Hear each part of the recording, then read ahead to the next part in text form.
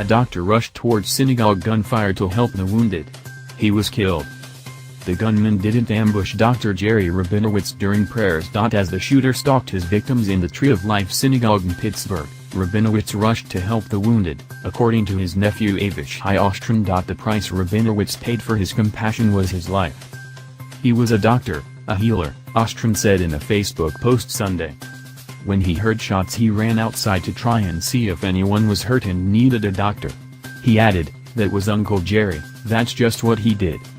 Rabinowitz, 66, was one of 11 people killed in the mass shooting at the synagogue when authorities say Robert Bowers opened fire during services. A married couple, 2 brothers and a 97-year-old woman were also among those who died. A geriatrician and family physician from Edgewood Borough, who is survived by his wife Mary, mother Sally and brother Bill. Rabinowitz was remembered for his laughter and warmth. You know how they say there are people who just lighten up a room? You know that cliché about people whose laugh is infectious? That was Uncle Jerry, Ostrin said. It wasn't a cliché.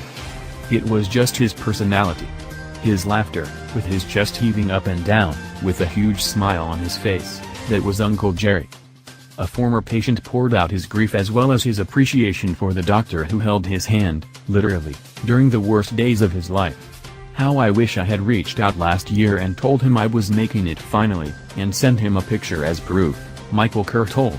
"You see, I went through many dark times." Kerr got to know Rabinowitz in the old days for HIV sufferers, before there was an effective treatment for the poorly understood disease that devastated a generation. "He was the one to go to," said Kerr, who was Rabinowitz's patient until he left Pittsburgh for New York in 2004. "He was known in the community for keeping us alive the longest. He often held our hands, without rubber gloves, and always hugged us as we left his office." Colleagues shared similar memories of the doctor. Dr. Ken Sayis-Yilka, who went to college and medical school at the University of Pennsylvania with Rabinowitz, said he was one of the finest people I've ever met. "He had a moral compass stronger than anyone I have ever known."